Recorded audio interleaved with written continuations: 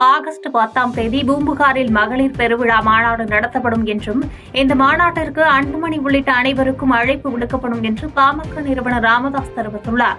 விழுப்புரம் மாவட்டம் தைலாபுரத்தில் செய்தியாளர்களுக்கு பேட்டியளித்த அவர், 46 வருடங்களாக பாமகவை நான் தான் இயக்கி வருகிறேன். என் பின்புலத்தில் இருந்து யாரும் இயக்கவில்லை, என்னை யாரும் இயக்க முடியாது என தெரிவித்தார். தந்தை மகன் பிணக்கால் நிர்வாகிகளும் எந்த குழப்பமும் இல்லை என்றும் ஒவ்வொரு கட்சியிலும் குடும்பத்திலும் நடப்பதுதான் பாமகவிலும் நடக்கிறது. இந்த விவகாரத்தை நாங்களே பெரிதுபடுத்தவில்லை. பாமக நிர்வாகிகள் நியமனம் நீக்கம் விவகாரத்தை பெரிதுபடுத்த வேண்டாம் என்றும் சுதந்திரமாக செயல்படுவது அன்புமணியின் உரிமை என்றும் கூறினார். அதனைத் தொடர்ந்து பாமகவிலிருந்து அன்புமணி ராமதாஸ் நீக்கமா என்ற செய்தியாளர்கள் கேள்விக்கு வருகின்ற வியாழக்கிழமை பதிலளிப்பதாக ராமதாஸ் தெரிவித்தார். ஒரு முக்கியமான செய்தி உங்களிடம் சொல்வதற்காக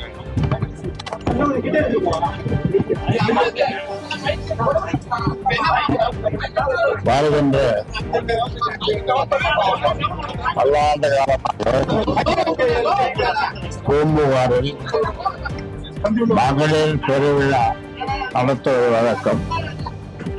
வன்னியர் சங்கத்தின் சார்பாக பூம்புகாரில் மகளிர் பெருவிழா, சாதாரண விழா இல்ல, பெருவிழா நடத்துவது மாநாடு, பெருவிழா மாநாடு. இடையில சில ஆண்டுகள் நடத்த முடியவில்லை என்றால் அங்கே அதை புதுப்பித்து அதற்கு அதற்கு அரசு இப்பொழுது நிறைய செய்திருக்கிறார்கள், அழகுபடுத்தியிருக்கிறார்கள். அதனாலே இந்த ஆண்டு அங்கே மகளிர் சங்க மாநாடு பூம்புகாரில் நடத்த வேண்டும் என்று முடிவு செய்திருக்கிறோம். தேமுதிகவுக்கு அடுத்த ஆண்டு மாநிலங்களவை சீட் வழங்கப்படும் என்று முன்னாள் அமைச்சர் KP முனுசாமி தெரிவித்துள்ளார். அதிமுக முன்னாள் அமைச்சர் KP முனுசாமி சென்னையில் செய்தியாளர்களை சந்தித்தார். அப்போது தெரிவித்த அவர், 2026இல் தேமுதிகவுக்கு மாநிலங்களவை சீட் வழங்கப்படும் என்றும் அதிமுக தலைமையிலான கூட்டணியில் தேமுதிக கட்சி தொடர்வதாக தெரிவித்தார். மேலும் அதிமுகவுக்கான 2 மாநிலங்களவை உறுப்பினர் பதவியில் அதிமுகவினரை போட்டியிடுவதாகவும், அதன்படி செங்கல்பட்டு மாவட்ட கழக அவைத்தலைவர் தனபால், வழக்கறிஞர் என்பதுரை ஆகியோர் போட்டியிடுவதாக தெரிவித்தார். அதன்படி செங்கல்பட்டு மாவட்ட கழக அவைத்தலைவர் தனபால், வழக்கறிஞர் என்பதுரை ஆகியோர் போட்டியிடுவதாக தெரிவித்தார். அடுத்ததாக அனைத்து இந்திய அண்ணா திராவிட முன்னேற்ற கழகத்தின் தலைமையிலான கூட்டணியில் தேசிய முற்போக்கு திராவிட கழகம் தொடரும் என்பதை மகிழ்ச்சியோடு தெரிவித்தோம். 2026இல் நடைபெறவுள்ள நாடாளுமன்ற மாநிலங்களவை உறுப்பினர்கள் பதவிக்கான தேர்தலின் போது அனைத்து இந்திய அண்ணா திராவிட முன்னேற்ற கழகம் தேசிய முற்போக்கு திராவிட கழகத்திற்கு ஒரு மாநிலங்களவை உறுப்பினர் பதவியை வழங்கும் என்பதையும் தெரிவித்துக் கொள்கிறோம்.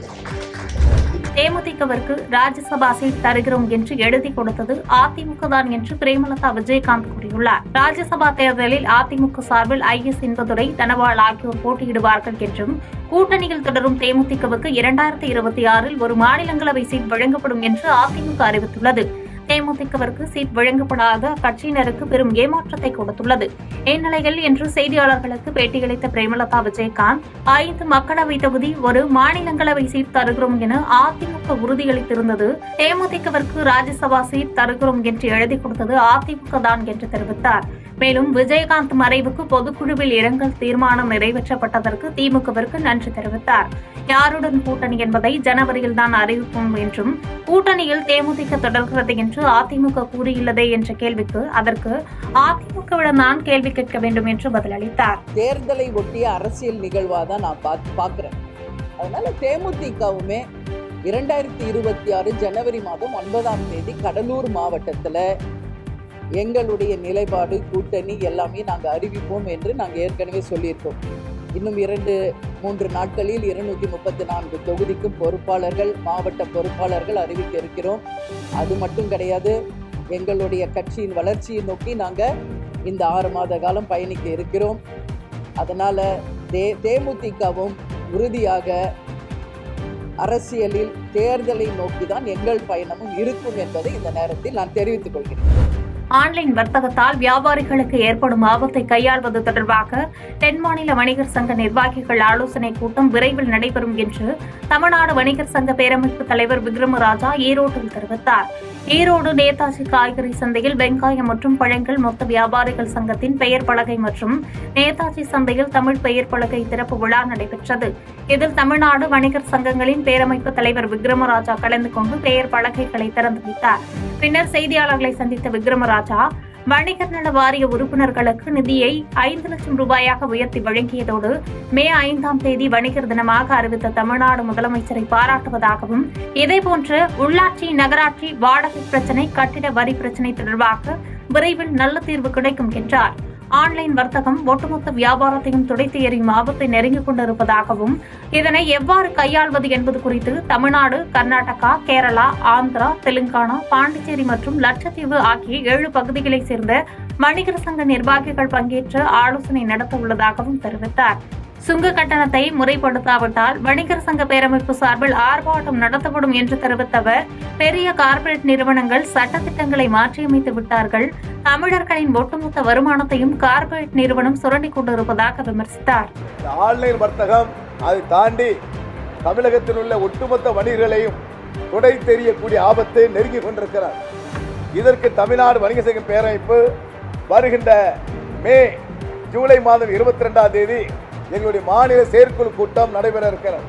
அதற்கு முன்பாக தமிழ்நாடு, கேரளா, ஆந்திரா, தெலுங்கானா, கர்நாடகா, பாண்டிச்சேரி, லட்சத்தீவு இந்த 7 அமைப்புகளும் இணைந்து தென்மண்டல ஆலோசனை கூட்டம் நடைபெற இருக்கிறது. சங்கராபுரம் அருகே வனப்பகுதியில் 20 நாட்டு வெடிகுண்டுகள் பறிமுதல் செய்த போலீசார் மர்ம நபர்களை வலைவீசி தேடி வருகின்றனர். கள்ளக்குறிச்சி மாவட்டம் மணலூர் காப்புக்காடு வனப்பகுதி மலை அடிவாரத்தில் நாட்டு வெடிகுண்டுகள் இருப்பதாக கிடைத்த தகவலின் பேரில் அங்கு சென்ற போலீசார் சோதனை மேற்கொண்டனர்.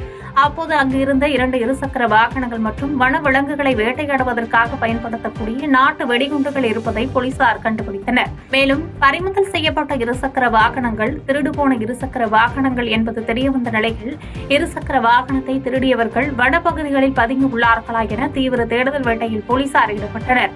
அப்போது போலீசார் தேடுவதை அறிந்த 3 வாலிபர்கள் அங்கிருந்து தப்பி ஓடியுள்ளனர். தொடர்ந்து கைப்பற்றப்பட்ட நாட்டு வெடிகுண்டுகள் மற்றும் இருசக்கர வாகனங்களை பறிமுதல் செய்த காவல்துறையினர் தப்பி ஓடிய மர்ம நபர்கள் குறித்து தீவிர விசாரணை நடத்தி வருகின்றனர்.